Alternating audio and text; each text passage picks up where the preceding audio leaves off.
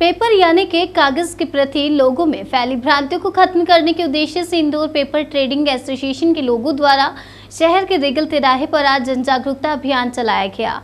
Indore paper trading association के अध्यक्ष मयंक मंगल ने आज बताया कि पेपर इंडस्ट्रीज को बचाने और पेपरों को लेकर फैल रही भ्रांतियों को खत्म करने के उद्देश्य से वर्ष में विभिन्न तरह के आयोजन जन जागरूकता को लेकर पेपर ट्रेडिंग एसोसिएशन द्वारा किए जाते हैं। जहां आज पेपर डे के अवसर पर रेगल तिराहा स्थित हाथों जागरूकता अभियान का बैनर लिए लोगों को पेपर के प्रति जागरूक किया। एसोसिएशन के लोगों का कहना है कि पेपर से पर्यावरण को किसी तरह का नुकसान नहीं है, इससे पेड़ों की कटाई भी नहीं हो रही है। उन्होंने बताया कि पेपर बनाने वाले पेड़ों की खेती किसान अलग करते हैं। वहीं पेपर डे के मौके पर इंदौर के महापौर पुष्यमित्र भार्गव ने भी अपनी ओर से वीडियो मैसेज जारी किया है। नमस्कार। सर्वप्रथम तो आप सभी को पेपर्स डे की बहुत सारी शुभकामनाएं। इन्हीं कारणों से मैं आज आपके बीच उपस्थित नहीं हो पा रहा हूं, ये मेरा दुर्भाग्य है। लेकिन आप सब लोग जब इस कार्यक्रम के निमित्त मुझसे मिलने आए, मुझे जानकर बहुत आश्चर्य भी हुआ और खुशी भी हुई कि पर्यावरण को बचाने की दृष्टि से कई सारे प्रयास किए जा रहे हैं।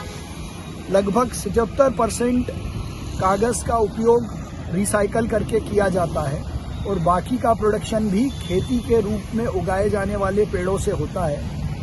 ये संदेश मुझे लगता है कि सभी लोगों तक पहुंचाने की आवश्यकता है। इसको लेकर कई सारी भ्रांतियां हैं कि कागज़ पर्यावरण प्रिय नहीं है।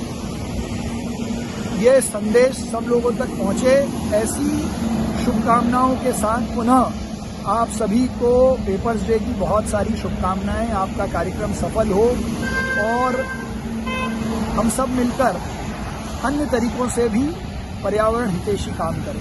धन्यवाद। लोगों ने आम जनता के लिए मैसेज पहुंचाया है कि पेपर इको फ्रेंडली है, पेपर पर्यावरण का हितैषी है।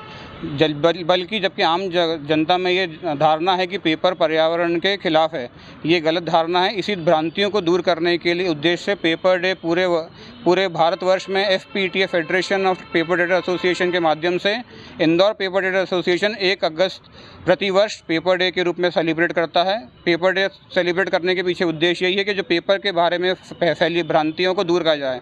पेपर बनाने के लिए लकड़ी की कटाई कतई नहीं होती है। जैसे कि दूसरा फल सब्जी उगाई जाती है, इसी तरह पेपर के पौधों को पेपर इंडस्ट्री द्वारा किसानों को दिया जाता है, जिससे किसानों की आमदनी होती है।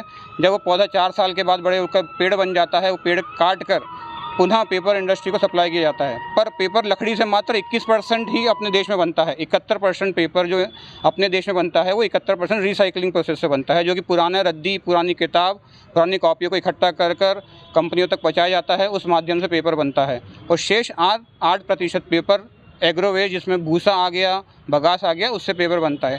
इस प्रकार हम हर प्रतिवर्ष अलग अलग गतिविधियां इंदौर पेपर ट्रेडर एसोसिएशन अलग अलग गतिविधियां करके बच्चों की स्कूल में जाके ड्राइंग कॉपी वितरण करके जन जागरण अभियान करती है, ताकि पेपर के बारे में लोगों को बता सकें पेपर कैसे बनता है और जो गलत जानकारियाँ उनके नॉलेज में है उसको दूर करने का प्रयास पेपर डे के सेलिब्रेट करने के माध्यम से किया जाता है। सर, पेपर इंडस्ट्रीज़ की अगर बात करें तो कितने व्यापारी और कितने लोग आज इस कार्यक्रम में? इस कार्यक्रम में लगभग 100 से ज़्यादा व्यापारी उपस्थिति रही है। हमने इंदौर पेपर ट्रेडर एसोसिएशन के माध्यम से हमारी सहयोगी संस्थाएं, जिसमें Indore master printer association, MP corrugated box association, Indore अभ्यास पुस्तिका निर्माता संघ और इंदौर पुस्तक प्रकाशन संघ, सभी सहयोगी संस्थाओं को बुला के पेपर के बारे में जानकारी अवगत कराई। सर, देखा जा रहा है कि डिजिटलाइजेशन में आज का जो ज़माना जा रहा है, ऐसे में पेपर से दूर होते जा रहे हैं लोग। हर चीज़ पेपरलेस होती जा रही है।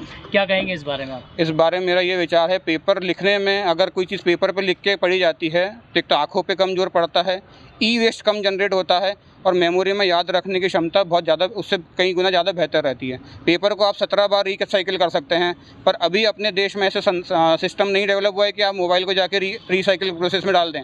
प्रॉपर चैनल चाहिए। कुछ कंपनीज ही अभी तक आगे आई हैं जो रिसाइकलिंग ई-वेस्ट को कर रही है, पर पेपर रिसाइकलिंग करने के लिए कोई अलग से कोई प्रोसेस नहीं चाहिए। एक आम जनता घर के बाहर रद्दी वाले को भी दे सकता है, घर के बाहर निकल के चौराहे पे भी रद्दी वाले को दे सकता है, ताकि वो कंपनी में जाके पेपर रिसाइकिल हो जाता है। यानी आपका एसोसिएशन इसका विरोध करता है? नहीं, विरोध नहीं करता। हम किसी का विरोध नहीं कर रहे हैं, पेपर के बारे में जागरण कर रहे हैं कि पेपर कैसे बनता है। फैला रखी है, भ्रांतियां हैं, विरोध किसी का किन किन परेशानियों से गुजर रही है इंडस्ट्रीज अभी?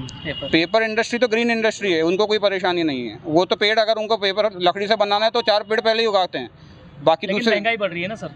महंगाई से पेपर इंडस्ट्री ज़्यादा, इससे कोई इसका कनेक्शन अपन पेपर डे से सेलिब्रेट लिंक नहीं कर सकते हैं। महंगाई बढ़ना नहीं बढ़ना तो डिमांड सप्लाई से चलता है वो।